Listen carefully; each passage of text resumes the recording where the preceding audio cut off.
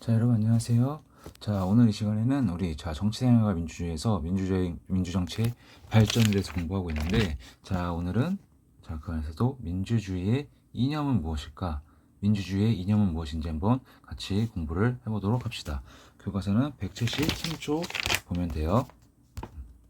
자, 학습 목표 한번 다 같이 한번 크게 읽어볼까요?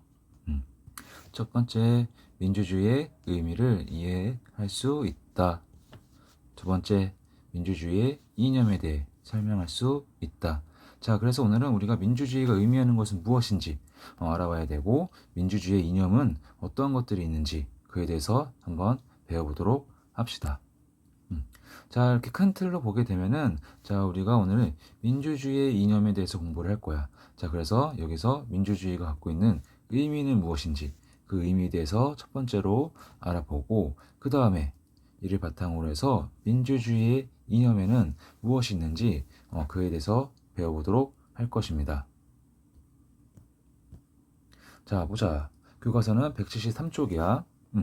자, 민주주의의 이념은 무엇일까? 자, 민주주의의 의미를 보자.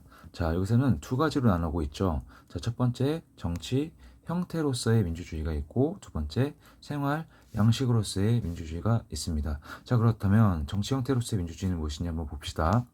자, 다수의 국민이 나라를 다스리는 정치 형태를 민주주의라고 하는데, 그것을 이제 정치 형태로서의 민주주의라고 한다는 것입니다. 자, 그런데 오늘날은 여기에만 국한된다는 게 아니야. 자, 방금 전에 봤었던 이 정치 형태로서의 민주주의는 국민이 나라를 다스리는 것들만을 정치라고 한다는 것이 민주주의라고 한다는 거잖아. 자, 그런데 이렇게 국민이 모여서 뭐라고 해야 되지? 뭐 정책을 결정한다든지 이런 거에만 국한되는 게 아니라 오늘날 민주주의의 뜻이 좀 더 넓어진다고 생각을 하면 돼. 해서 생활 양식으로서의 민주주의를 보면은 일상생활에서 문제가 발생할 경우 어떻게 비판과 토론도 이루어지게 되고 대화와 타협도 이루어지고 다수결로서 결정을 하게 되고 관용으로서 남을 이해할 수도 있게 되는데, 이러한 모든 것들, 민주적으로 해결하는 모든 생활 태도를 오늘날은 민주주의라고도 한다. 어떤 민주주의? 생활 양식으로서의 민주주의. 즉, 여러분, 여기서 우리가 알아야 될 것은 민주주의라는 것이 국민들이 직접 정치에 참여해 선거권을 갖고 선거권을 행사한다든지 이런 것들을 통해서 정치 참여하는 것만이 민주주의에 해당하는 것이 아니라, 오늘날의 민주주의는 여러 가지 우리가 일상생활에서 겪는 모든 것들, 친구 간의 사소한 다툼이라든지 반에서의 갈등, 아니면 학교에서의 트러블이라든지 가정에서의 모든 것들, 일어나는 일들, 이런 것들 모든 것이 어떻게 돼? 비판과 토론을 통해서도 문제점을 해결하기 위해서 우리가 다 서로 애쓰게 되죠. 대화와 타협도 하게 되고 다수결로서 하나의 의견을 결정하게 되고, 이러한 모든 과정들을 우리가 오늘날 민주주의라고 한다는 것입니다. 그래서 민주주의를 너무 좁게만 생각하자는 게 아니야. 넓게 보자는 거지. 자, 민주주의의 그런 이념을 한번 봅시다. 자, 여기서는 우리가 한 세 가지 인간의 존엄성에 대해서 공부를 해보고, 그 인간의 존엄성에서 나오게 되는 자유와 평등에 대해서 알아볼 거예요. 자, 먼저 인간의 존엄성에 대해서 한번 볼까? 인간의 존엄성. 자, 먼저 한번 보자. 모든 사람이 성별, 외모, 인종, 재산 등에 의해 차별받지 않고 존중받아야 한다. 왜? 인간이기 때문에. 인간은 동물과 다르기 때문에. 자, 하지만 오늘날은 여러분 어떻습니까? 이러한 인간의 존엄성 시대로 지켜지고 있나? 우리 자신부터 한번 생각해보자. 나는 타인을 성별이 나와 다르다는 이유만으로, 외모가 나와 다르다는 이유만으로, 피부색이 나와 다르다는 이유만으로, 아니면 걔네 가정 형편이 나와 다르다는 이유만으로 타인을 차별하진 않았었는지 한번 생각해 봅시다. 아마 모든 사람이 자기는 아니라고 말하기는 어려울 거야. 그렇게 우리 사회가 오늘날은 인간의 존엄성이 많이 무너져가는 그런 사회적인 현상을 보이고 있습니다. 인종차별이라든지 외모차별, 이런 것들은 어때? 우리 사회 곳곳에서 일어나고 있죠? 오늘날도 여러분 어때? 또 성별차별 같은 경우도 남녀 간의 갈등 어때? 더욱더 심해지고 있죠. 서로의 존엄성, 인간이 갖고 있는 것들을 존중해주고 받아들여야 되는데, 이런 것들을 다르다는 이유만으로 차별한다는 거야. 자, 우리는 이런 거 어땠어? 차별받지 않아야 된다 그랬었죠, 인간은. 그래서 모든 사람은 그 자체만으로 존중받을 자격이 있습니다. 우리는 동물이 아니기 때문에, 우리 인간이기 때문에. 자, 그리고 이것들이 바로 민주주의가 실현하려는 목표라는 거야. 뭐다? 모든 사람은 그 자체만으로 존중받을 자격이 있다는 거야. 자, 여러분, 선생님은 이걸 가장 강조하고 싶어요. 인간의 존엄성.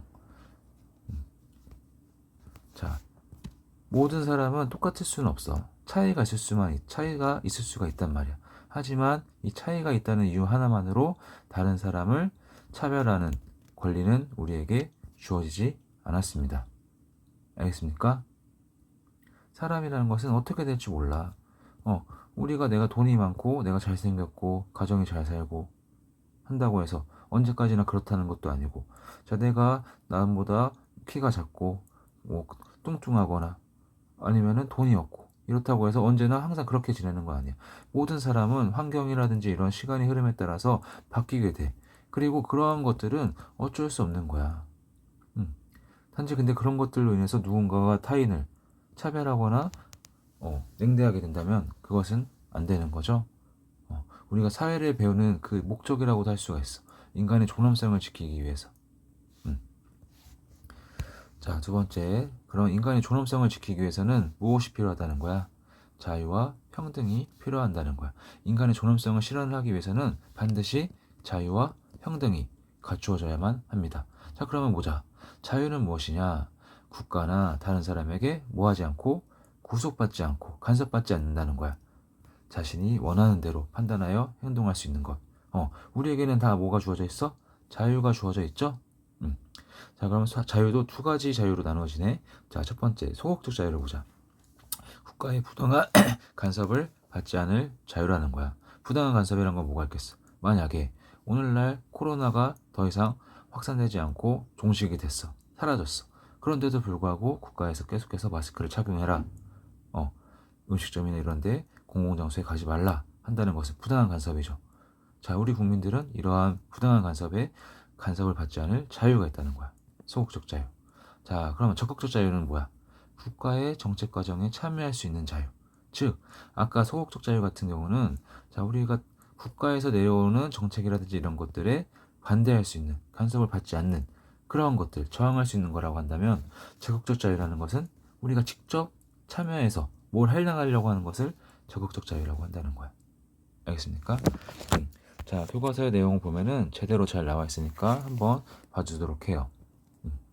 그래서 여기서는 우리가 소극적 자유와 적극적 자유를 구분할 수 있어야 돼. 그러니까 소극적 자유 같은 경우는 자, 국가가 자, 나에게 간섭하지 않을 그런 권리가 있다는 거고, 자, 적극적 자유 같은 경우는 내가 국가의 중요한 정책에 참여할 수 있는 자유가 있다는 거. 이런 식으로 이해되면 좋을 것 같아요.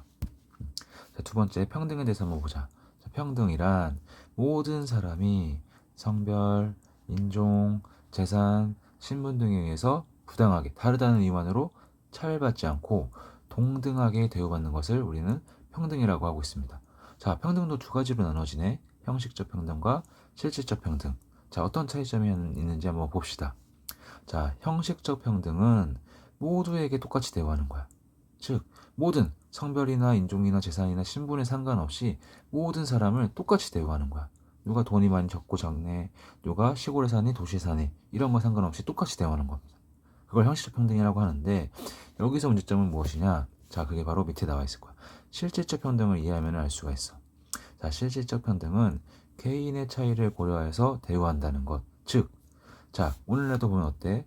도시에 살고 있는 학생과 시골에 살고 있는 학생이 교육을 받는 거에 보면은 조금은 차이가 있다는 거야. 도시 같은 경우는 학원도 많이 발달해 있고 사교육도 받을 수 있는 그런 여건도 좋고, 하지만 시골 같은 경우는 어때요? 외딴 데 떨어져 있고 하다 보니까 학원이라든지 이런 것도 없다 보니까 사교육을 받을 수 있는 것도 적고, 학생도 적다 보니까 경쟁을 통해서 교육이 또 제대로 이루어지지 않는단 말이야.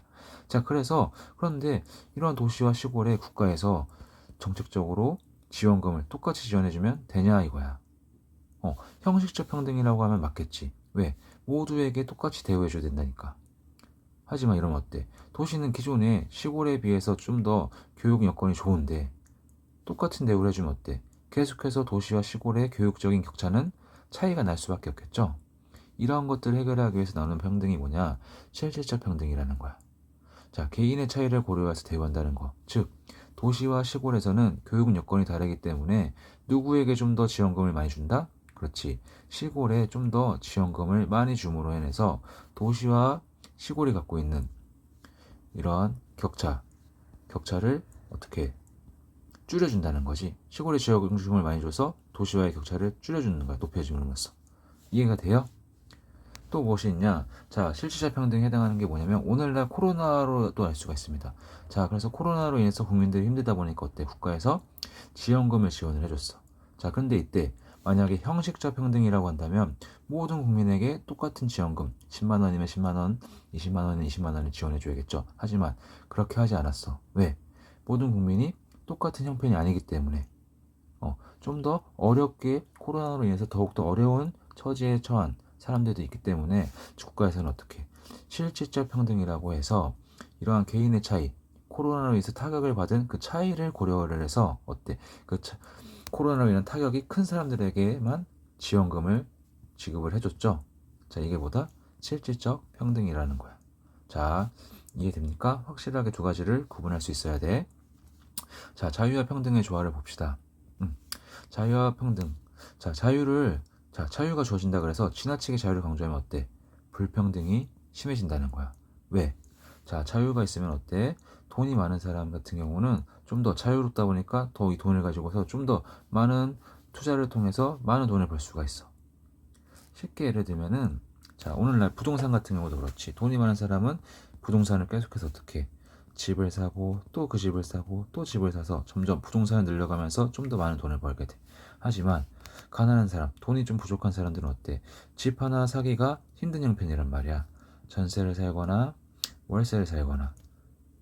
근데 국가에서 이러한 부동산에 대한 투자를 한다는 것에 개입을 하지 않게 되면 어때? 원래 많이 돈을 갖고 있는 사람은 계속해서 부동산을 통해서 재산을 늘려갈 테고 원래 돈이 없는 사람은 부동산을 통해서 좀 더 가난해질 수밖에 없단 말이야. 자, 여기 어떻게 국가에서 그래서 어떻게 진화율을 지나치게 강조하면 이런 불평등이 심해지다 보니까 어떻게 국가가 개입을 하게 되는 거지. 부동산 정책적으로 해서 어떻게 한 사람이 한 개 이상의 집을 갖게 되면 세금을 좀 더 많이 부과한다든지 양도세라든지 재산세를 많이 부과한다든지 해서 이런 부동산 투자를 막게 되는 거지. 그래서 집이 없는 사람도 집을 좀 더 갖기 편하게 할 수 있기에 이렇게 국가가 개입을 하게 됩니다. 너무나 자유를 주면 안 되기 때문에. 자, 또한 반대로 평등을 지나치게 강조하면 자유가 침해된다는 거야. 자, 오늘날 부동산 대책에서도 문제점이 나오고 있죠. 자, 너무 부동산 투자에 대해서 자유를 지나치게 강조하다 보니까 어땠어? 자, 오히려 집이 없는 사람이 있는 반면에 한 사람이 여러 채의 집을 갖고 있는 현상이 발생을 했어. 이걸 막기 위해서 국가가 평등해야 된다 해서 개입을 하게 되었죠. 그래서 한 사람이 두 채 이상의 집 안 돼. 두 채 이상 집을 갖고 있으면 재산세, 여러 가지 세금을 더 많이 나게 돼. 그래서 더 집을 못 가지게 이렇게 개입을 하게 됐는데 이건 뭐야? 평등을 강조한 거였잖아. 근데 이러다 보니까 어떤 현상이 발생을 했어? 최근에 부동산 정책으로 인해서 오히려 자, 세입자, 그러니까 주인이 있고 자, 여기에 전세를 살게 되는 세입자가 있게 되죠. 근데 여기서 어떤 현상이 발생을 하고 있지? 오히려 세입자가 좀 더 주인에 비해서 좀 더 뭐라 그러지? 할 말을 다 할 수 있게 된다는 거야. 자, 주인이 실거주를 하기 위해서 집을 비워주십시오 했는데 거기에 전세를 두고 있는 세입자가 국가에서 이러한 정책, 부동산 정책으로 인해서 나에게는 4년이라는 시간을 거주할 수 있는 권리가 있다 해서 나는 나갈 수가 없다 하게 되면은 이 주인 같은 경우는 실질적인 집의 주인임에도 불구하고 이 집에 들어갈 수가 없게 되는 그런 부작용이 발생을 하고 있다는 거야. 자, 그래서 인간의 존엄성을 실현하려면 자유와 평등이 균형을 이루어야 된다. 이것을 꼭 기억해 둡시다. 자, 15살 소녀 인종차별에 맞서다 나오지? 자, 미국에서도 옛날에 흑인, 오늘날도 마찬가지지. 미국에서는 흑인 간의 백인 간의 갈등이 여전히 존재하고 있습니다. 근데 과거에는 좀 더 심했다는 거야. 얼마나 심했냐면은 뭐라고 나와 있어? 당시 미국에서는 버스에 백인이 흑인에게 자리 양보를 요구할 권리가 있었다는 거야. 흑인이 앉아있으면 흑인 여기 백인 자리니까 일어나 라고 할 수 있는 권리가 있었다는 거야. 심하죠. 자, 근데 이 당시 15살 흑인 소녀 콜빈이 어땠다는 거야. 자리 양보를 거부를 하고서 나중에는 자기와 같은 여성들이 모여서 헌법을 고쳐달라고 해서 요구했다는 거지. 그래서 이걸 통해 가지고 이 콜빈의 주장으로부터 시작돼서 점점 이러한 흑인 차별에 대한 거부가 확산이 되면서 인종차별이 폐지가 되었다는 거, 법적으로는. 하지만 여전히 오늘날 미국에서는 이러한 인종 갈등은 점점 심해지고 있습니다. 자, 한번 우리 문제 풀고서 한번 내용을 정리해 봅시다. 자, 대표를 선출함으로써 정치 과정에 참여하는 것은 정치 형태로서의 민주주의에 해당한다. OX. 정답 볼까요? 정답은 O입니다. 그렇죠. 대의민주주의라 그래서 대표를 선출해서 선거권을 가지고 대표를 선출함으로써 정치 과정에 참여하는 것을 우리는 민주주의라고 하고 있어. 즉 여기서 말하는 이 1번에서 말하는 정치 과정에 참여하는 이 민주주의를 우리는 뭐라고 하고 있다고 했지? 자, 교과서 앞으로 넘어가 보자. 173쪽. 173쪽에 보면은 나와 있죠? 자, 두 번째, 생활 양식으로서의 민주주의는 생활의 모든 영역에서 민주주의 삶의 원리를 실현하는 것을 말한다. 정답은 옵니다. 그렇지. 우리는 아까 앞에서 두 가지, 민주주의의 의미에 대해서 두 가지를 우리는 공부를 해봤어. 좁은 의미에서 민주주의와 큰 의미에서 민주주의 공부를 했었죠. 자, 두 번째를 보자. 민주주의의 근본 이념인 모는 모든 사람의 성별, 외모, 인종, 재산 등에 차별받지 않고 존중받아야 한다. 자, 들어갈 말은 뭡니까? 쉽죠? 인간의 존엄성이 바로 민주주의의 근본 이념이라 그랬잖아. 그리고 다음 문제 나옵니다. 이어서 이런 인간의 존엄성을 실현하기 위해서는 뭐가 보장되어야 돼? 두 가지죠. 첫 번째 자유와 평등. 이 두 가지가 보장이 되어야지만 인간의 존엄성을 실현할 수가 있다는 것입니다. 자, 그래서 자, 오늘은 이렇게 해가지고 민주주의의 이념에 대해서 다 같이 한번 공부를 해보았습니다. 민주주의의 의미, 좁은 의미의 민주주의와 넓은 의미의 민주주의에 대해서 배워봤고, 또한 민주주의의 이념, 인간의 존엄성을 실현하기 위한 것이 바로 민주주의의 이념이었고, 이거를 실현하기 위해서는 자유와 평등이 보장이 되어야 된다는 것을 기억을 해봅시다. 자, 다음 시간에는 자, 계속해서 민주주의에 대해서 공부하게 되는데, 자, 민주정치의 기본 원리에는 무엇이 있는지 그거에 대해서 한번 공부를 해볼 거예요. 자, 복습을 철저히 한 다음에 시간이 남는 사람들은 예습을 하면 좀 더 좋겠죠? 자, 그럼 다음 시간에 우리 만납시다. 안녕.